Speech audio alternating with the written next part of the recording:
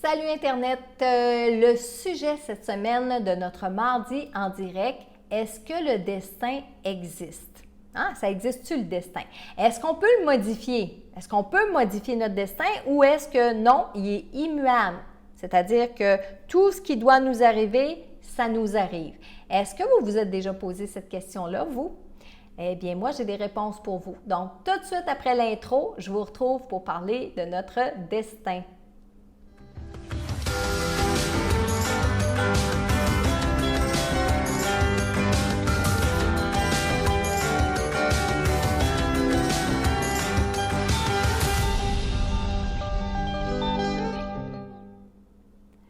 Bonsoir tout le monde, j'espère que vous allez bien en ce mardi 19 novembre 2019. Ça me fait plaisir d'être avec vous encore ce soir pour vous offrir un mardi en direct des plus intéressants. Je me présente pour ceux c'est la première fois que vous me rencontrez. Alors, Marilyn Coulombe, dans la vie, ma mission, c'est d'inspirer les gens, de les aider à développer leur intuition. Et comme ça, vous êtes les bienvenus à tous les mardis soirs, 20h heure du Québec, sur ma page publique de Facebook. Vous êtes invités à participer avec moi et c'est tout à fait gratuit. Donc, je transmets comme ça mes connaissances, je partage avec vous des expériences, etc. Ça me fait toujours plaisir de discuter avec vous. Alors, je commence par vous saluer pour vous donner le temps d'arriver. Et il y a quelqu'un aujourd'hui qui m'a envoyé un message en me disant que ça lui faisait plaisir que je vous nomme quand vous arrivez sur mon mardi en direct. Donc, José Brulotte est arrivé, Yannick Huard-Prévost, Martine Gérard, j'ai aussi Isabelle, j'ai Huguette Gauthier, France Vézina, Nathalie Bélanger. Liette Bouchard, Hélène Lambert. J'ai Lisette Lallemand aussi. José Bissonnette, Guylaine Thibault, Nathalie Guénette, France Chenevert, Martine Girard, Nicole Bellé, Muguette qui dit « Bonsoir Marilyn, bonsoir Michel, si tu es là. » Michel vient me rejoindre le 5 décembre au Mexique. Donc, d'ici le 5 décembre, je vais faire mes directs avec vous. J'ai envie de dire toute seule, mais en fait, c'est physiquement. Je suis toute seule ici, mais je suis avec toutes vous autres qui m'écoutez, qui m'écrivez, qui commentez. Puis, je vous invite à m'écrire vos commentaires, là, comme à tous les mardis soirs. Si vous avez une question, écrivez-moi le mot « question » juste avant. Ça va m'aider des fois à départager une question d'un commentaire et tout ça. Je vous demande d'être patient aussi parce que étant toute seule pour lire tous vos commentaires, lire vos questions dans le feu déroulant de tout ce que je vais partager avec vous comme ça le soir, mais ça se peut que je passe par-dessus le vôtre. Puis inquiétez-vous pas, c'est pas parce que je veux passer par-dessus vous, mais parce que, bien sûr, ça va trop vite bien souvent. Donc, ce soir, le destin existe-t-il? Est-ce qu'on peut le modifier? Hein? Bonne question. Je continue. Thérèse Fortier qui est avec nous. Armelle, bonsoir Armelle. J'ai Manon, j'ai Nathalie Despeletour, j'ai Isabelle Bisson, oui. Lynne Bergeron, Julie Turcotte. Il y en a beaucoup, beaucoup, beaucoup. Je suis contente de vous voir depuis de nombreux mardis que vous me suivez. Des gens que je croise des fois, que je croise quand je suis au Québec. Malgré que je commence à en croiser au Mexique aussi qui me suivent. Oui, j'ai même un Mexicain, Arturo, qui m'a écrit en privé en me disant qu'il me suivait ici au Mexique. Fait que wow, si je peux avoir des Mexicains qui me suivent en plus, c'est numéro 1. Mais vous êtes nombreux à me suivre depuis longtemps les mardis soirs et comme je m'en allais vous dire, des fois, vous me croisez puis vous me dites « Marilyn, c'est rendu religieux pour moi. Les mardis soirs, je suis là avec toi. Puis je les manque pas. Ou si je les manque, je les écoute en rediffusion. Parce que vous savez, vous pouvez réécouter tous mes mardis en direct en rediffusion, soit sur ma page Facebook, mais aussi sur ma chaîne YouTube. Donc, bonsoir à tout le monde. J'ai hâte de commencer notre sujet de ce soir. Le destin existe-t-il? Et vous avez été déjà quelques-uns à me répondre sur ma page aujourd'hui quand j'annonce mon mardi en direct. Vous avez été quelques-uns à me répondre. Puis j'ai posé la question aussi un peu autour de moi. On est mitigé là-dessus, hein? Est-ce que le destin existe vraiment? Oh, ça veut dire que si le destin existe vraiment, peu importe ce qu'on va faire, c'est la vie qui décide, c'est lui en haut qui décide, etc. Donc, j'ai eu plusieurs réponses, des réponses intéressantes, mais c'est vrai qu'on est partagé. On est partagé entre le fait de savoir est-ce que ça existe vraiment ou est-ce que c'est quelqu'un en haut qui décide pour nous. J'ai quelques réponses pour vous et aussi une expérience que je vais vous partager, mais je vous la pose la question puis répondez-moi. Est-ce que vous croyez au destin? Est-ce que vous pensez qu'on peut le modifier, notre destin, ou non, pas du tout? C'est ça qui est ça, puis il n'y a rien à faire, OK? Je vais commencer avec la définition du destin que j'ai trouvé intéressant. Le destin, c'est une suite d'événements qui forment la trame de notre vie. Et c'est même poétique. Donc, le destin, c'est une suite d'événements qui va former la trame de notre vie. Autrement dit, le destin, c'est le mot opposé au mot hasard. Hein? Moi, je crois dans la vie que le hasard n'existe pas. Moi, ça, c'est Marilyn. Je crois que la vie, le hasard, ça n'existe pas. Il y a des beaux rendez-vous. Hein? Vous savez l'expression « il n'y a que des beaux rendez-vous ». Les synchronicités, j'aime ça, tout ça, mais le hasard, j'y crois pas. Par contre, on dit aussi que c'est l'opposé au libre arbitre. Oui, c'est vrai, ça peut être l'opposé au libre arbitre, mais autant je ne crois pas au hasard, mais autant je crois au libre arbitre, par exemple. OK? Donc, on va en reparler. Et moi, je vais vous donner ma définition du destin. Je vais vous donner ma définition et ce que je crois du destin pour avoir travaillé beaucoup avec le destin. Je m'explique. Ça fait des années, pendant des années, j'ai fait le tarot aux gens. J'ai fait même tirer aux cartes. L'expression qu'on dit tirer aux cartes, j'ai commencé avec des petites cartes, le 7 de carreau, le roi de trèfle, etc. J'ai commencé ma carrière en faisant les cartes aux gens avec les petites cartes. Après ça, j'ai fait des cours de tarot. J'ai suivi des cours de tarot, des formations. Puis, je me suis approprié un tarot qui est le tarot des druides parce que pour moi, la base de savoir lire le tarot, c'est notre intuition. Alors, la carte, c'est un support. La carte, c'est un outil. Mais je suis allée quand même suivre la formation pour comprendre et connaître les cartes, sauf qu'une fois que j'ai su tout ça, j'ai utilisé les cartes par moi-même. Alors, j'ai travaillé longtemps avec le destin parce que quand on dit destin, ça veut dire que lorsqu'on va lire les cartes à une personne, ça veut dire qu'elle ne peut pas changer, qu'elle ne peut pas modifier ce qu'on est en train de dire. Je vais en reparler tantôt. Mais donc, j'ai eu beaucoup d'expérience à travailler avec ce qu'on appelle le destin. Et pour moi, la définition du destin et qu'est-ce que le destin? Pour moi, le destin, les grandes lignes de notre destin sont tracées d'avance. Mais les petites lignes, elles, sont laissées à notre entière discrétion, ce qui veut dire notre libre arbitre. Parce que sinon, on serait des robots. Si on n'avait pas notre libre arbitre, si on n'avait pas par moment le droit de choisir ou le choix de faire des changements dans notre vie, bien, on n'aurait pas à naître avec un libre arbitre. Vous êtes d'accord avec moi?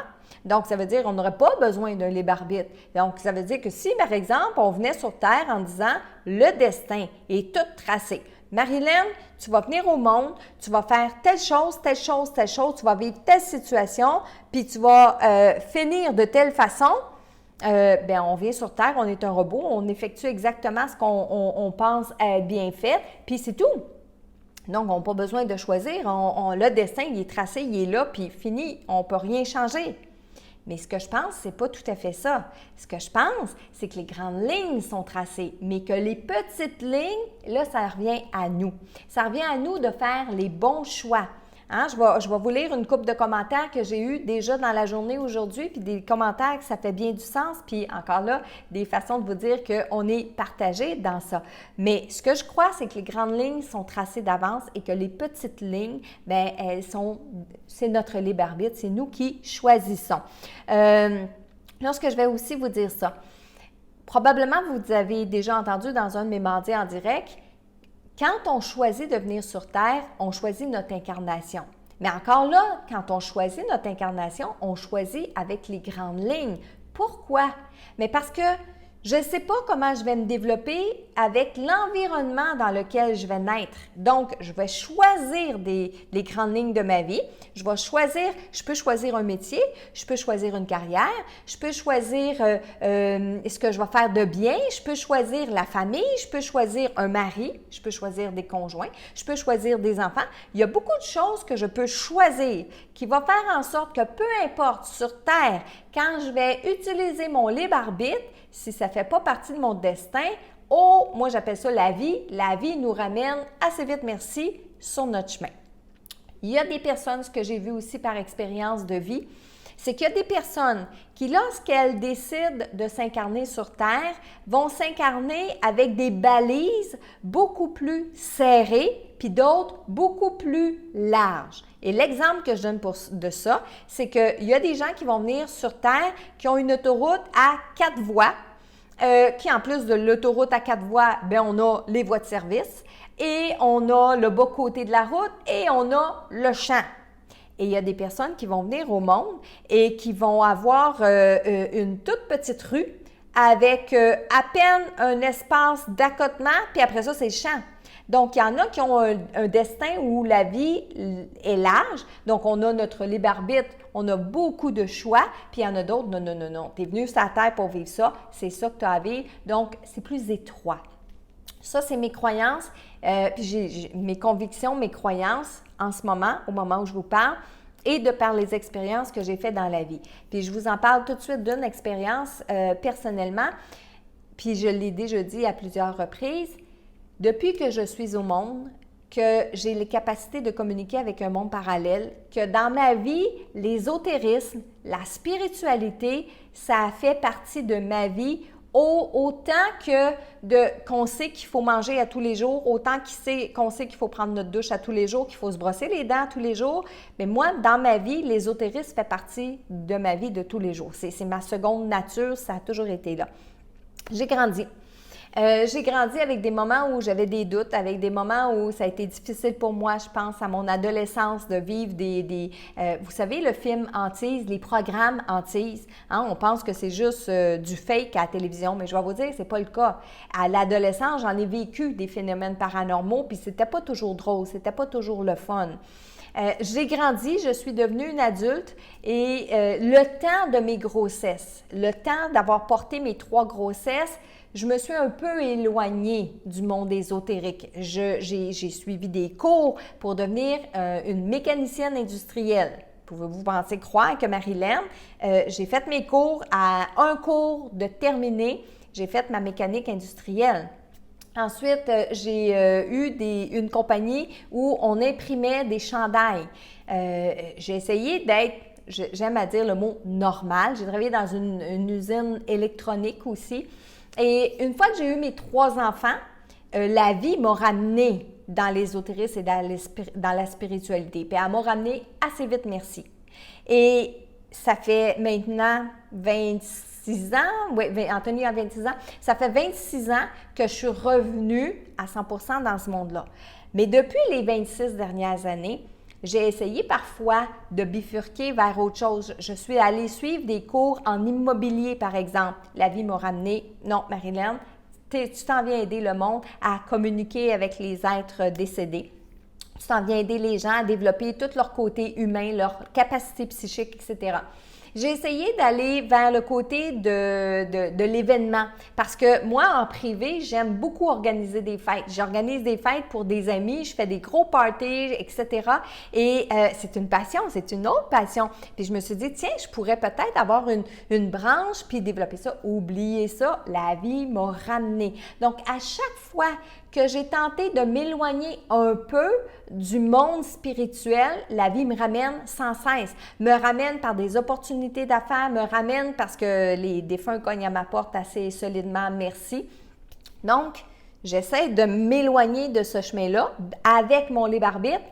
Non, la vie me ramène. Donc, c'est ce que je vous dis quand je vous dis que les grandes lignes sont dessinées, mais les petites lignes, c'est nous qui pouvons faire des choix. Est-ce que ce soir, Bien, premièrement, ce soir, est-ce que c'est le destin qui fait que vous m'écoutiez ou est-ce que c'est votre libre arbitre?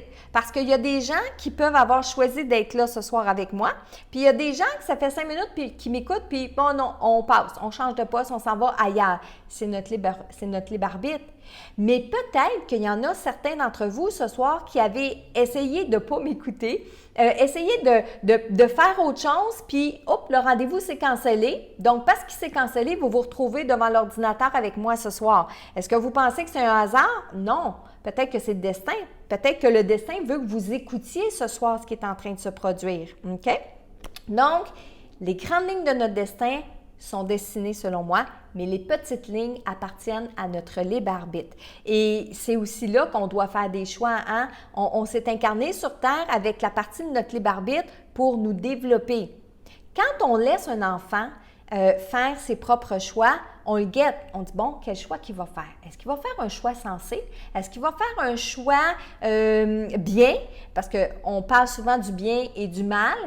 Mais est-ce que la notion du bien et du mal, ça existe vraiment? Oh tiens, ça pourrait faire un autre sujet pour un autre mardi. Mais en fait, on va laisser l'enfant prendre sa décision puis on va l'examiner. Mais c'est un peu pareil comme nous quand on descend sur Terre, on s'incarne sur Terre. Notre ange gardien veille à ce qu'on fasse les meilleurs choix possibles pour nous, pour grandir. Mais malheureusement, il y en a qui font des choix qu'on pourrait juger. Il y a des choix qu'on pourrait critiquer. Il y a des choix avec lesquels on ne serait pas d'accord, mais ça appartient à la personne qui fait ce choix-là. Hein? Vous savez, dans un autre direct, puis ça, je reviendrai avec vous, ma méthode PPA, hein? Perception, pensée, perception et action. On est maître de nos pensées, on est maître de notre perception et on est maître de nos actions, rien d'autre. On ne peut pas diriger pour les autres, on ne peut pas savoir pour les autres, on ne peut pas contrôler pour les autres. OK? Je veux vous revenir aussi, il y en a un autre qui est intéressant, qui a écrit aujourd'hui dans le même style que moi. Puis je vais prendre le temps de vous le lire. C'est Patrick Giroux. Patrick Giroux qui est souvent avec nous le mardi soir. Il dit « J'ai l'impression que nous ne pouvons pas échapper à notre destin. Si nous sommes dans une direction qui n'est pas la nôtre, tout va s'aligner pour nous remettre sur notre chemin. » Un peu comme je le dis. Par exemple, je pense qu'il faut se laisser porter d'une certaine façon. Exemple, j'ai étudié en soins infirmiers. J'adorais cela, mais les milieux hospitaliers étaient très intenses pour moi. J'excellais, mais d'année en année, je me disais, c'est pas pour moi, c'est pas pour moi. J'avais toujours cette petite voix-là, mais je voulais pas l'entendre parce que chaque année, des efforts et des sacrifices qui s'accumulent et qui justifiaient sa raison de rester. Et c'est vrai, hein? On se dit tout le temps, logiquement, bien là, j'en ai tellement fait, là, je vais continuer, j'en ai tellement fait. Et là, il dit, j'y étais presque. 1 mois et j'étais diplômée, mais j'ai baissé les bras. Et j'étais pour frapper un mur, j'étais vidée, angoissée, plusieurs semaines de repos, puis j'ai réalisé que j'aurais dû m'écouter. Donc, Patrick est un bel exemple. Que des fois, on s'entête, et il y a une différence entre persévérance et entêtement. On s'entête dans une situation alors que c'est pas pour nous. Et quand c'est pas pour nous, bien encore là, dépendamment de notre autoroute, la vie va nous donner le temps de faire nos choix, de tomber, de nous relever, de cogner un mur, etc., jusqu'à temps que la vie dise « Wow, c'est assez ». Et quand je dis la vie, bien, je fais intervenir mon ange gardien aussi là-dedans parce que c'est mon ange gardien qui va mettre sur ma route les bonnes personnes, les bons outils, les bonnes situations. Mais encore faut-il être à l'écoute de ça. OK? Donc, on va naître avec notre libre arbitre. Je lis mes notes aussi là, parce que je ne veux pas oublier de vous dire les choses. Bon, je l'ai dit. On déséquilibre notre destin, savez-vous quand? Savez-vous quand on a malheureusement un parfait contrôle sur notre vie? C'est les gens qui malheureusement vont décider d'arrêter leur vie. Hein, on en a parlé d'ailleurs la semaine passée du suicide assisté. Alors la personne qui se suicide, c'est la personne qui va prendre les grands moyens pour arrêter son destin, pour le couper, pour le saboter en fait. OK? Et il y a d'autres moments aussi où on va modifier notre destin par nos gestes. On parle ici des actes de violence, les meurtres, les abus, la maladie, tout ça. C'est notre libre arbitre qui fait qu'on prend des choix qu'on fait des choix qui ne sont pas toujours en accord avec notre destin, mais qu'on reste sur l'autoroute. C'est-à-dire que, par exemple, je peux décider de conduire sur l'autoroute, bon, j'ai une roue qui va mal, mais je continue de rouler avec cette roue qui va mal. Mais c'est mon choix. J'ai le choix d'arrêter, de la réparer, puis de recontinuer sur une belle autoroute. J'ai le choix de rouler sur la belle autoroute ou de prendre la voie de service qui est plus chaoteuse. J'ai le choix de prendre aussi le bord du chemin là, qui est plein de roches, plein de gravelle. Je vais me rendre dans la même direction parce que le chemin de gravelle, il suit l'autoroute. Par contre, je roule sur une belle autoroute ou je roule dans garnotte, dans roche. Qu'est-ce qu'on aime le mieux? Est-ce qu'on aime mieux rouler sur l'autoroute ou rouler dans garnotte? Mais une chose que je peux vous dire, par exemple, encore là par expérience de communication avec des personnes décédées, lorsqu'on est rendu dans la gravelle, puis qu'on s'éloigne encore, puis qu'on est rendu dans le champ. Vous savez l'expression « t'es dans le champ ». Donc, quand on est rendu dans le champ, c'est comme si là, l'âme, elle ne peut plus revenir. Elle ne peut plus revenir sur son chemin de vie, elle ne peut plus revenir dans son destin, elle s'est beaucoup trop éloignée. C'est à ce moment-là que surviennent certains gros accidents. Je ne parle pas d'un accident où on tombe dans les marches puis on se casse, on se blesse un pied. Je parle des gros accidents où on va mourir. Des gros accidents, on ne reviendra plus sur le plan terrestre. Donc, pour certains, ce n'est pas systématique et ça ne fait pas partie de 100% des gens qui décèdent par accident.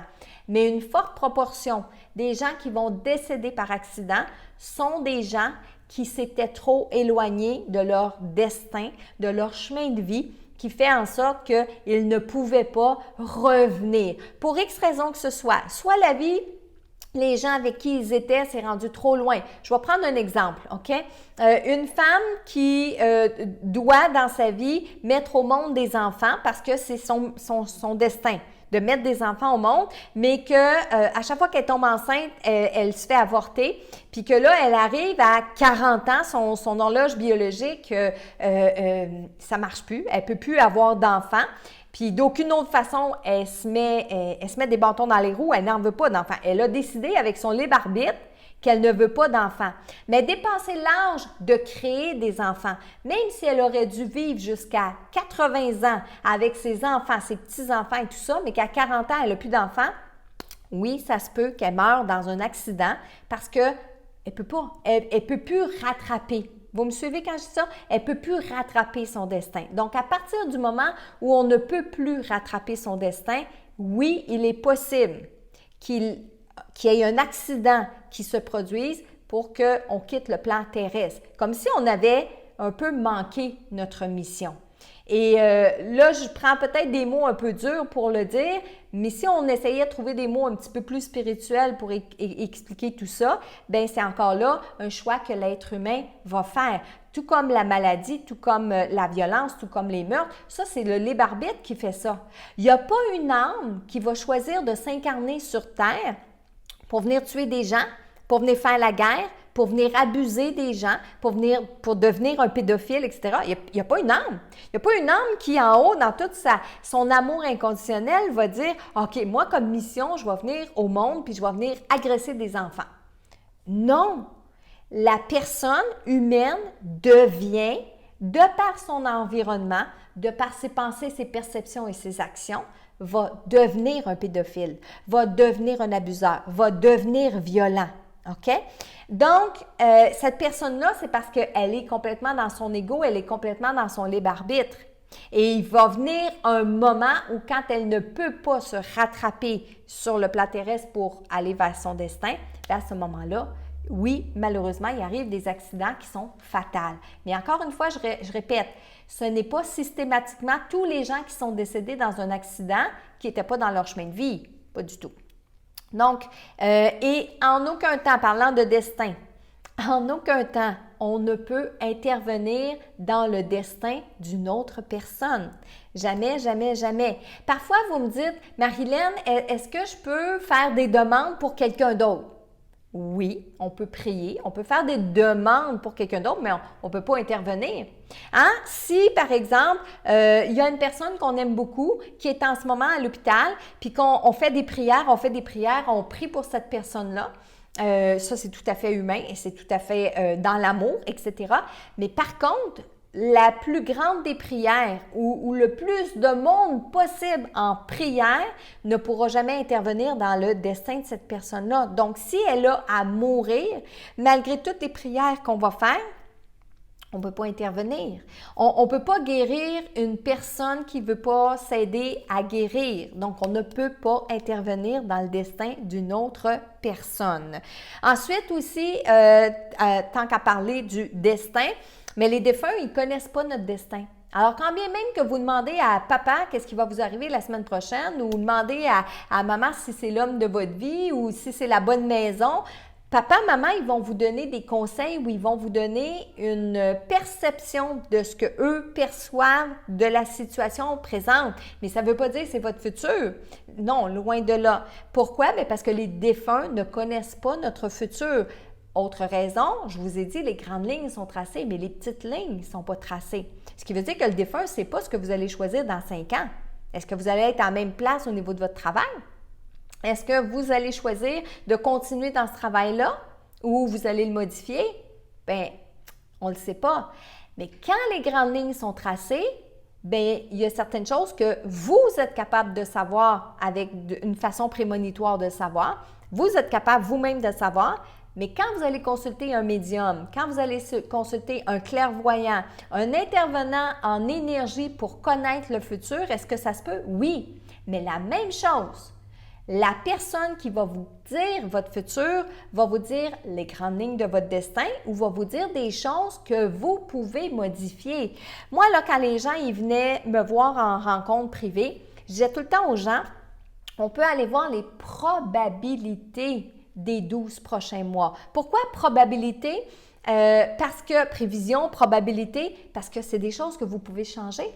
À partir du moment où vous êtes assis devant moi et que vous allez sortir de mon bureau après la consultation, vous avez le choix. Moi, si je vous dis, vous allez partir vers la droite, vous pouvez très bien sortir du bureau et dire, bah, Marilyn a dit que j'irai à droite, mais moi, je vais aller à gauche. Et vous pouvez décider d'aller à gauche. Donc, ce que je vais avoir dit, ça ne tiendra pas la route et c'est vrai.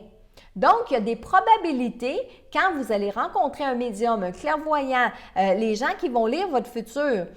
Au moment où vous allez être là, le médium va exactement lire vos énergies, va exactement lire vos probabilités. Ça veut dire que si vous continuez dans la façon dont vous agissez maintenant, le médium perçoit le moment présent, il est capable d'aller voir ce que le futur vous réserve. Mais si vous modifiez des choses entre-temps, bien oui, c'est possible qu'il y ait des affaires qui ne se réalisent pas, mais les grandes lignes vont se réaliser, par exemple. Parce que dans son chemin, dans la lecture de ses énergies, il peut y avoir vu les petites lignes que vous allez modifier, mais il peut voir les grandes lignes, par exemple. OK? Donc, c'est pour ça que des fois, vous allez dire « Ah, moi, ce que cette personne-là me dit, ça n'arrive pas. » Bien, peut-être que vous avez modifié des choses. Peut-être aussi que vous n'avez pas fait des choses. Hein? Des fois, quand on vous dit, par exemple, je vois un amoureux arriver dans votre vie, puis vous dites, ben, c'est même pas arrivé. OK, mais est-ce que tu as fait quelque chose pour que ça arrive ou tu as passé la journée à la maison puis tu ne sens pas? Hein? Faites attention à ça aussi quand vous dites là, les choses n'arrivent pas. Très important. Donc, les prédictions, ce que les gens disent des prédictions sont en fait des probabilités, des prévisions. On pourrait employer ce terme-là aussi. OK, bon, vous avez écrit beaucoup de commentaires. Bougez pas. Martin Michaud qui dit, puis tiens, ça me fait plaisir de lire ça, Martin, j'espère que je ne perdrai pas votre commentaire. C'est pour ça que j'ai un peu de misère à croire au chèque d'abondance. Car si tu es né pour un petit pain, tu auras beau demander la boulangerie, mais si ton chemin de vie est fait autrement, peu importe ce que tu vas demander, ça ne fonctionnera pas. Martin, vous avez tout à fait raison.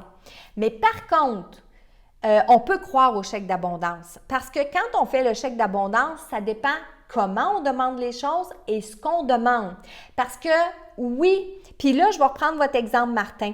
Vous dites, par exemple, si tu es né pour un petit pain, bon là, il faut faire attention, il y a le système de croyance qui rentre en ligne de compte. Mais admettons que l'âme s'est incarnée ici pour apprendre à vivre la pauvreté. Puis quand on dit pauvreté, ça peut être au Québec avec un salaire minimum, OK? On s'entend. C'est pas obligé d'être dans un pays là, où est-ce que c'est la famine. Mais si je suis venue au monde pour apprendre ce que c'est de vivre simplement et de vivre dans la pauvreté, vous avez raison, Martin. Je remplis des billets de tirage de 6,49 à toutes les semaines. Si je souhaite être millionnaire, ben je le deviendrai jamais. Je le deviendrai jamais, vous avez raison, même si je remplis des chèques d'abondance puis j'écris ça, OK? Oui, c'est possible. Si sur mon chèque d'abondance, je demande à être millionnaire. Par contre, si sur mon chèque d'abondance, je demande à avoir de la nourriture à tous mes repas, je demande à boucler comme il faut ma fin de mois puis en avoir de plus pour faire un voyage et tout ça, ça, je pense par exemple qu'il y a de bonnes chances que ça se réalise. OK?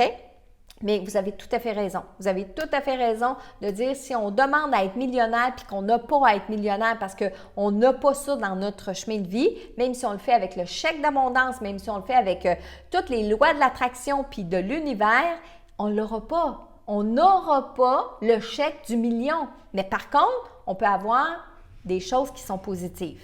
Donc, de la misère à croire, je vous comprends, Martin. Puis je vous dirais en même temps, bien, c'est de modifier. Puis c'est de modifier aussi nos croyances parce que faut pas systématiquement, ici au Québec, on a tendance à dire ça, on est né pour des petits pains, on a tendance à dire ça souvent. Ça, il faut faire attention avec une croyance. Mais effectivement, si, même chose, vous savez, Martin, je vais reprendre votre exemple, là, ici on parle de quelque chose qui est matériel, mais la personne qui demande un amoureux, qui sur son chèque d'abondance à tous les mois va demander un amoureux, puis dans la réalité, en faisant son incarnation, elle a décidé de venir vivre seule, la solitude, un paquet de choses, mais qu'il faut qu'elle soit toute seule, qu'elle n'a pas d'amoureux. Bien, malheureusement, non, elle ne rencontrera pas l'amoureux, même si elle demande sur son chèque d'abondance. OK? Mais savez-vous quoi, Martin? J'aime mieux demander, puis que ça ne fasse pas partie de mon chemin de vie, puis de le comprendre à un certain moment donné. J'aime mieux demander et avoir la chance que peut-être ça fait partie de mon chemin de vie que de dire « Ouais, mais peut-être que c'est pas pour moi, fait que je ne ferai pas de chèque d'abondance. » Bien, j'aimerais mieux qu'on fasse des chèques d'abondance puis que ce que le mieux arrive pour nous. OK? D'ailleurs, je vous ai mis, je le dis tout de suite parce que notre prochain direct va être la journée de la nouvelle lune. Donc, pour ceux et celles qui aimeraient ça, savoir comment on remplit un chèque d'abondance avec les bonnes phrases, comment faire, etc., je vous ai fait un atelier vraiment pour ça, avec dans cet atelier-là, le calendrier des nouvelles lunes. Donc, à chaque fois que c'est la nouvelle lune, vous recevez un petit rappel pour vous dire « Hey, tu as 24 heures, prochaine lune, etc. » Alors, je vous ai mis le lien pour que vous soyez prête au prochain mardi à la nouvelle lune. Donc, j'en profitais parce que Martin parlait de ça. Ensuite, qu'est-ce qu'on a aussi? Je vois beaucoup de commentaires qui demandent comment on fait pour savoir si on est sur le X de notre vie. Je vous dirais, bougez pas une seconde, j'ai touché à un bouton ici, il faut que je fasse attention. Comment on fait pour savoir si on est sur le X de notre vie? Quand on fait les choses, puis que c'est facile. Là, vous allez dire « Oh my God, je ne dois pas être sur mon X de ma vie. » On s'entend quand je vous dis quand c'est facile, quand les choses coulent, quand on ne frappe pas un mur, quand on n'est pas obligé de recommencer 10 fois, quand on est heureux, quand on est bien. Puis encore là, c'est la perception. Est-ce qu'on est heureux aujourd'hui? On peut être heureux. Il peut faire froid, il peut faire chaud. On peut être bien, on peut être confortable, on peut être non, pas confortable. Ça, là, savoir si on est sur le X de notre vie, c'est regarder autour de nous si ce qu'on fait, si ce qu'on est, c'est bien, relativement bien. Mais si en ce moment, quand vous allez travailler, vous y allez de reculons. Ou un peu comme l'exemple que Patrick nous disait, il filait pas bien, il filait angoissé, ça allait pas, il était en train d'être proche du burn-out, de ce que j'ai cru comprendre. Mais là, c'est sûr qu'on comprend qu'on n'est pas dans notre chemin de vie. Je vous donne un autre exemple aussi. Comment on fait pour savoir si on est sur le X de notre vie? Vous rentrez à la maison, et dès que vous rentrez à la maison, vous êtes crispé. Dès que votre conjointe respire, vous pognez les nerfs. Dès qu'il dit un mot, vous sautez puis vous vous engueulez presque à tous les soirs. Selon vous, est-ce que vous êtes sur le X de votre vie dans cette relation-là? Mais pas du tout. Donc, il y a deux choses. Vous avez deux choix. Soit que vous faites un travail sur vous-même, vous changez parce que l'autre ne changera pas. Donc, vous faites un travail sur vous-même, vous changez, vous prenez conscience de ce qui ne va pas, vous réglez ce qui ne va pas, vous donnez une chance à votre couple, ou bien non, vous réalisez que vous n'avez plus rien à vivre dans cette relation-là. Hein? C'est ça de savoir si on est sur le X de notre vie. Puis, vous rentrez à la maison, votre ado, il n'a pas ramassé sa chambre, il n'a pas ramassé ses affaires, il n'a pas fait la vaisselle. Vous êtes fâché, ça ne veut pas dire que vous n'êtes pas sur le X de votre vie. Il y a des situations dans notre vie que c'est normal. On ne peut pas avoir une vie tout le temps dans la ouate, puis une vie tout le temps tout va bien. Non. Mais à partir du moment qu'on rencontre des résistances, à partir du moment où on devient malade, à partir du moment où on a mal à la tête, à partir de notre corps, il nous parle. Donc là, on sait qu'on n'est pas sur le X de notre vie puis qu'il y a des choses à faire pour ça. Ensuite,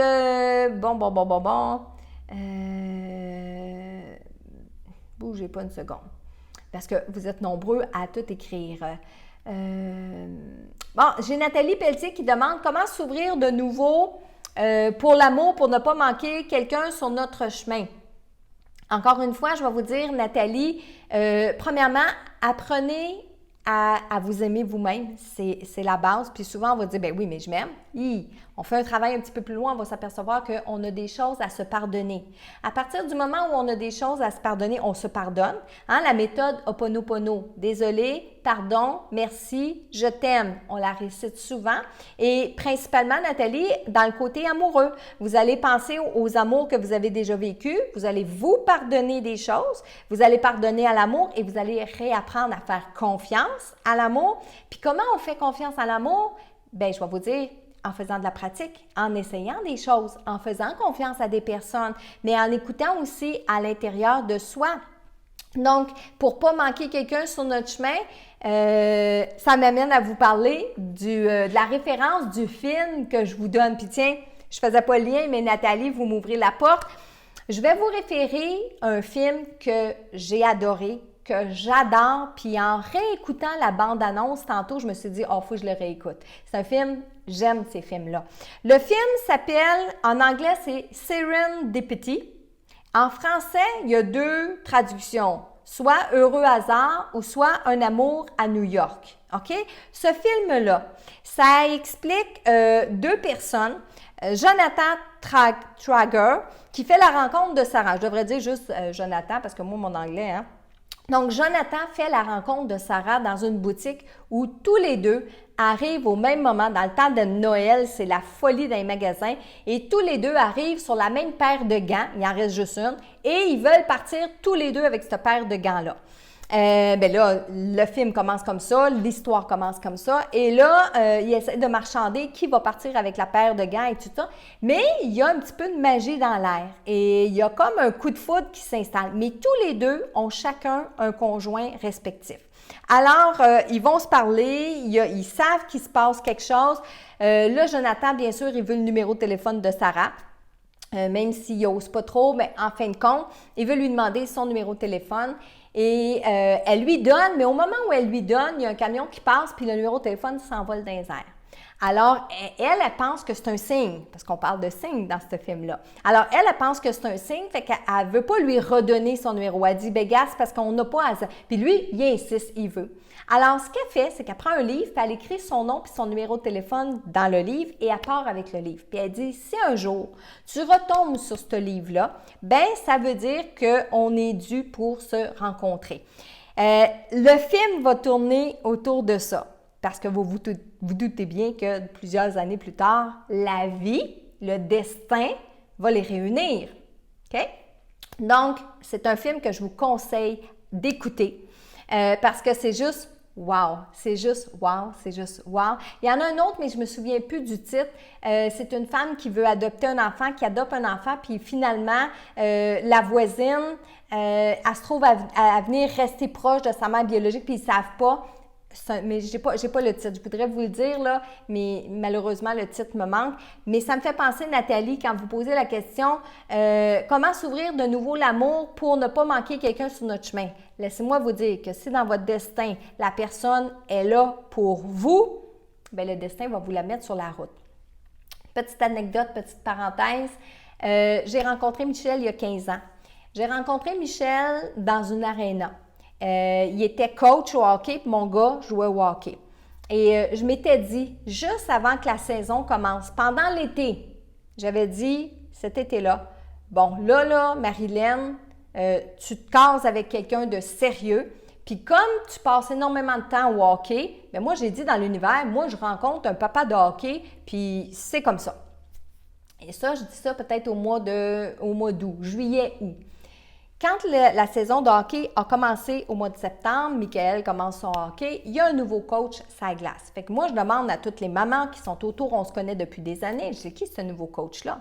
Alors, il y a une des mamans qui me dit « Ah, c'est Michel, il travaille dans une compagnie avec mon mari. » Bien, y a-t-il un gars dans l'équipe? Elle dit non. Elle dit, il n'y a pas de gars. Elle dit, il y a 2 filles. Mais elle dit, Christian, il a dit qu'il y avait de la place, puis Michel a dit, OK, c'est correct, je vais aller coacher. Mais quand on a commencé à jaser ensemble, Michel était venu à une game de baseball de mon gars 2 mois auparavant. On aurait pu se croiser à la game de baseball. On aurait pu se croiser, on était à la même place au même moment. Mais on ne s'est jamais vu, on ne se connaissait pas ni rien de ça. Mais 2 mois plus tard, Michel a accepté quand son chum il a dit « Hey, on cherche un autre coach, attends-tu de venir coacher? » Michel, là, il n'y avait pas d'affaires du tout dans mon quartier. J'étais en plein centre-sud à Montréal. Michel habitait Mascouche. Il n'y avait aucunement d'affaires dans ce coin-là, mais la vie a fait qu'on s'est rencontrés. Moi, j'ai envie de dire retrouvés parce que on est des âmes sœurs. On s'est retrouvés dans cette aréna-là. Mais c'est la vie qui a fait ça. Parce que Michel n'avait pas d'affaires à venir dans cette aréna-là. Pas du tout.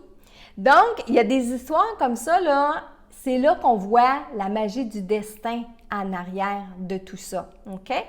Est-ce que j'avais d'autres? Ah oui, est-ce que j'ai d'autres questions? Oui, j'ai beaucoup d'autres questions. Hein?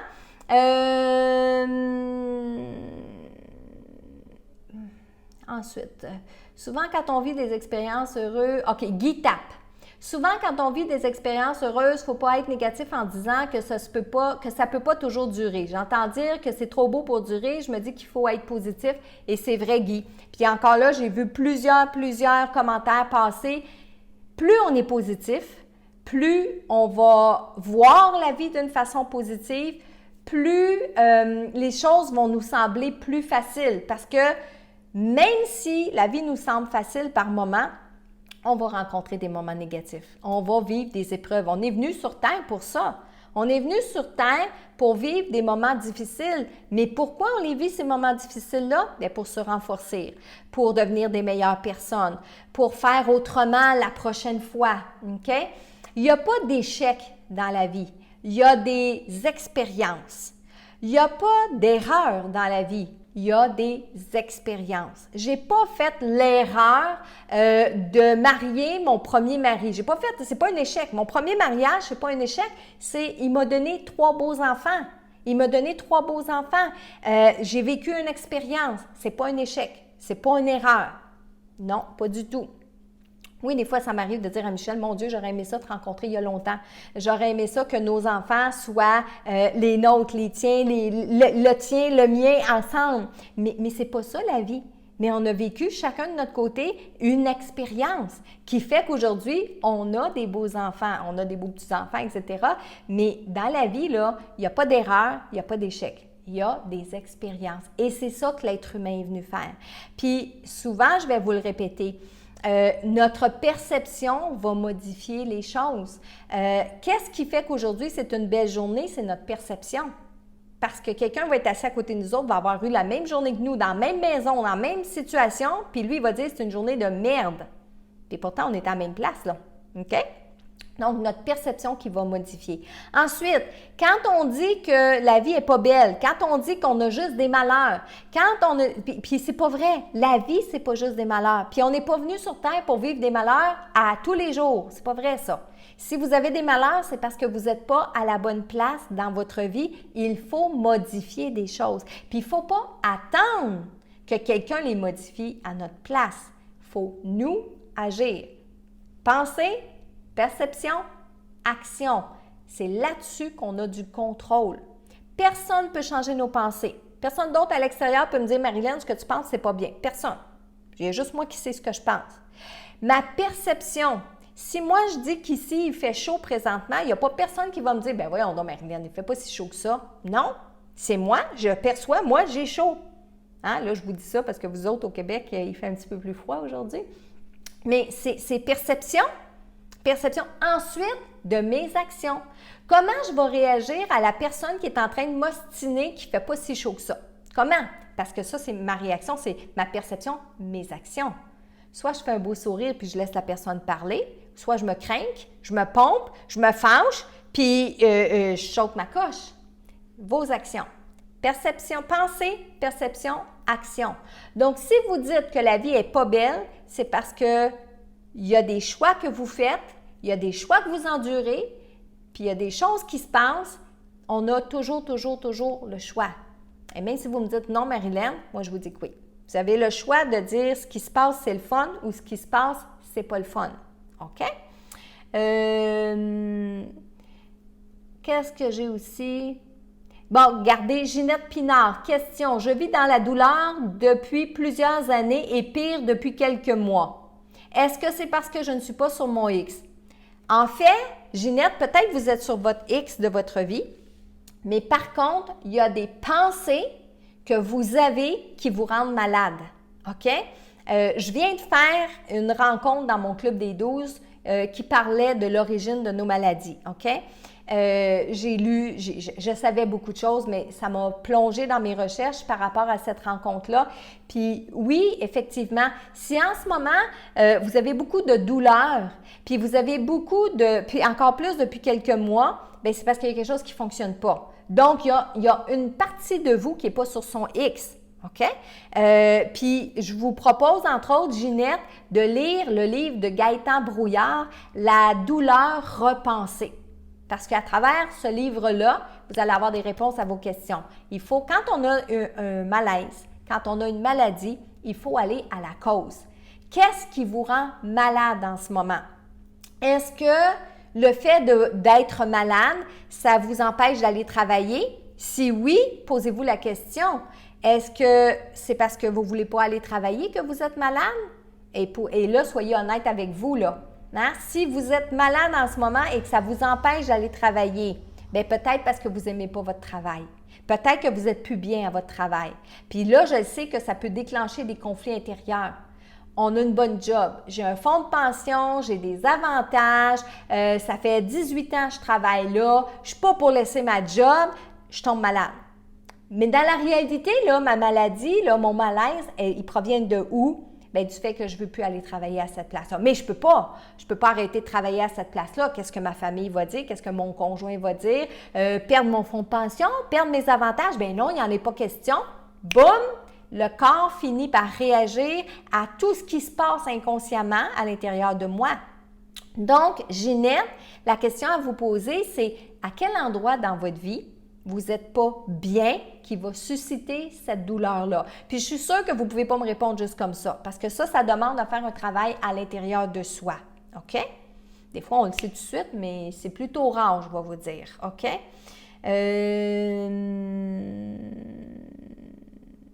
Bon, Mario Savant. Moi, quand j'étais jeune, je voulais être cuisinier. Je n'ai pas écouté mon intérieur. J'ai suivi un cours d'électricien. Le hasard m'a ramené sur le chemin. Je suis cuisinier. Moi, je vous dirais, ce n'est pas le hasard, Mario, mais la vie. Le destin vous a ramené sur le chemin. Vous êtes cuisinier aujourd'hui. Sylvie qui dit qu'elle a vu le film. Oui. Ensuite, qu'est-ce que j'ai aussi? Écoutez le film Padre Pio.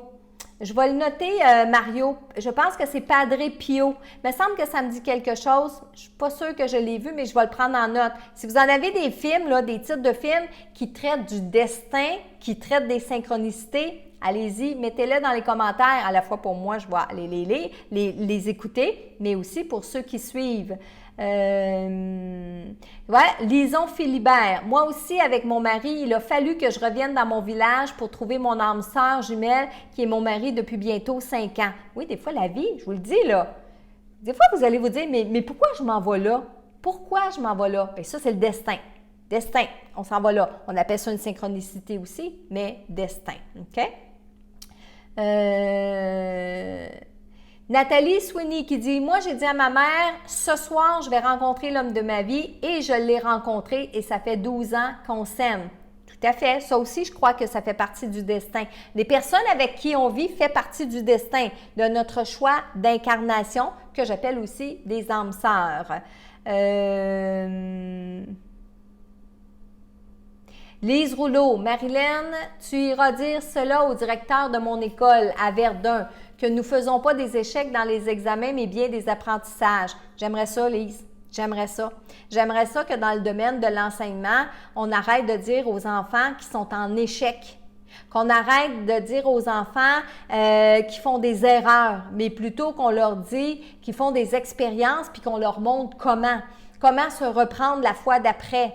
L'enfant qui subit échec par-dessus échec et qui n'arrête pas de se faire dire c'est des échecs, quand je disais tantôt que l'environnement nous modifie, que on devient de par notre environnement, mais ça en fait partie, ça. Puis Lise, je ne suis pas sûre que votre directeur aimerait m'entendre vous dire ça en ce moment.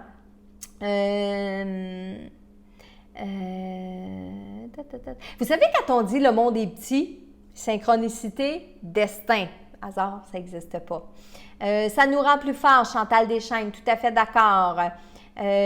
Ensuite aussi, j'espère qu'on n'est pas juste des malheurs, sinon la vie serait plate. Ça, c'est Chantal Gaudreau. Tout à fait d'accord avec vous, Chantal. Mais je vous le dis, là, il y en arrive des imprévus, il y en arrive des bébites, il y en arrive des expériences, mais qui font qu'on comprend des choses par la suite puis qu'on fait les choses autrement. Parce que c'est ça qui est important, là. C'est quand on fait une expérience, erreur-expérience, quand on fait une expérience, bien, il ne faut pas répéter après, il faut en tirer une leçon. C'est ça, hein, que ça arrive. Quand ces événements-là négatifs nous arrivent, c'est des leçons qu'on doit en tirer pour ne pas répéter la chose une autre, puis une autre, puis une autre, puis une autre fois. OK? Pensée, perception, action, ça marche, Manon Gravel, tout à fait. Hein? Mais mon PPA, là, ça fait, puis on dirait que depuis une couple de semaines, cette petite voix-là me remonte à l'intérieur de moi parce que je suis en train de travailler un projet avec ça, PPA, puis ça remonte, là. Puis c'est drôle, encore une fois, je dis c'est drôle, c'est drôle. J'en reparle ce soir. Donc, vous êtes plusieurs à écrire les commentaires. Mon Michel me manque, parce que ça fait un petit bout de temps qu'il n'est pas avec moi, mais me manque dans mes lives aussi parce qu'il n'est pas là pour prendre vos questions sur le fly, me dire « Marie, il y a une question là, tout ça ». J'aimerais donc pouvoir en faire un peu plus, mais c'est pas grave. Je vais aller lire vos commentaires, soyez-en certains. Notre prochain mardi en direct, qui va être le 26 novembre prochain, donc mardi prochain, ça va être le sprint de fin d'année. OK? Ça va être notre sujet. Le sprint de fin d'année. Vous allez voir où est-ce que je vais m'en venir avec ça. On va revoir nos résolutions. On va revoir les projets qu'on avait faits en début d'année. Puis, je vais vous dire, la semaine prochaine, qu'il reste encore des grandes possibilités de réaliser nos idées, nos projets, nos résolutions. On en reparle la semaine prochaine et ça me fait vous dire qu'on va être en période de nouvelle lune. Donc, on va pouvoir faire un chèque d'abondance. Ça va être le temps de faire un chèque d'abondance. Puis, je vous l'ai dit, là, d'ici à la semaine prochaine, vous avez amplement le temps soit d'aller revisionner l'atelier chèque d'abondance si vous l'avez déjà pris, vous vous êtes déjà abonné ou sinon, si vous ne l'avez pas fait encore, ça pourrait être une bonne occasion de le faire. Dans cet atelier-là, je vous explique comment on fait un chèque, et non seulement comment, c'est quand est-ce qu'on le fait, qu'est-ce qu'on fait avec le chèque après, pendant combien de temps on peut faire le chèque et surtout comment formuler nos phrases pour que ce soit le plus positif puis que ça donne énormément de chances d'avoir des bons résultats. J'ai canalisé pour vous des messages de l'au-delà, messages que j'ai pris à partir des formulaires du site messagesdelau-delà.com. Et le premier message ce soir est pour Marielle Bolduc de sa sœur Jacqueline. Alors, voici votre message, Marielle. Salut ma sœur, comment ça va? Moi, je vais bien enfin. Elle a des énergies un petit peu lentes. J'ai encore beaucoup à faire, mais je te rassure tout de suite. La vie est vraiment belle ici. Il fait toujours beau. Plus de problèmes à régler et plus d'hôpital. Rire. Puis ça, je le sentais là. Plus d'hôpital, était contente. Je leur ai dit de me laisser partir, ils ne voulaient pas. Rire. J'ai une tête plus dure qu'eux et je l'ai fait mon voyage. Rire. Je les ai tous retrouvés, même le bébé qu'on a tant parlé. Ne perds pas espoir, Marielle. Je suis certaine que la vie a encore beaucoup de choses à t'apporter. Ouvre grand ton cœur et accepte de le recevoir. Même si des gens nous ont fait du mal, nous ont blessés, on peut leur pardonner parce qu'on est plus forte qu'eux. Ne l'oublie jamais. Oui, ici, on peut se reposer, rire. C'est encore plus merveilleux que sur la terre. Crois-moi, rire. Je suis contente d'avoir eu de tes nouvelles. Je vais tâcher de revenir te voir dans ton sommeil. Lâche pas.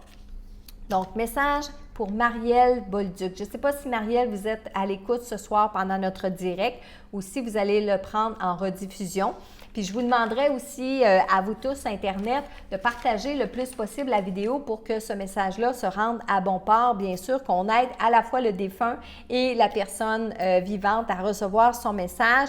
Puis d'ailleurs, je vous le dis aussi, je vous le répète fréquemment, parfois, oubliez d'où vient le message. Puis si ça résonne à l'intérieur de vous, bien, c'est peut-être justement vous, un défunt, qui est en train de vous parler. Le deuxième message que j'ai canalisé est pour Chantal Lafrance de son frère Richard. Alors, voici le message. Tu commençais à peine quand je suis partie. Je pensais que tu étais trop petite pour comprendre, rire. Ben non, tu ne l'étais pas finalement. J'ai vu tout ce que tu as fait pour les soulager de leur peine, même si tu avais la tienne. Merci. Faut pas me mettre sur le dos tout ce qui t'arrive de bien, rire. C'est grâce à toi. Je suis désolée de tout ça, de tout ce qui est arrivé. C'est vrai que tu as dit qu'on ne sait jamais quand ça va être la dernière fois qu'on parle à notre monde. Il s'en est passé des choses depuis mon départ et c'est normal. Mais toi, je te retrouve toujours. Oui, c'est vrai, j'ai voulu revenir sur Terre, mais je n'étais pas encore prêt. C'est pas le bon moment pour moi. En voulant dire, c'est pas la bonne époque. Je vais bien maintenant. Vous n'avez plus besoin de vous inquiéter. Je retourne à ma musique. Salut la sœur, bien content de t'avoir parlé. Alors ça, c'était le message pour Chantal Lafrance. Je peux vous dire, Chantal, que votre frère était content, excité de vous parler, fier aussi. Puis je chantais aussi un petit peu en arrière, c'est comme « ça se peut pas, je peux y parler ». Donc, j'espère que le message va vous avoir fait plaisir. J'espère qu'il va vous avoir fait du bien. Ce soir, je vais terminer là-dessus. Encore une fois, un grand merci d'avoir été présent avec moi. Merci de votre récurrence à revenir comme ça à tous les mardis. Je l'apprécie énormément. Je vous aime beaucoup. Puis, j'ai hâte à mardi prochain pour vous parler du prochain sujet. Donc, là-dessus, je vous souhaite une belle semaine et bye bye tout le monde.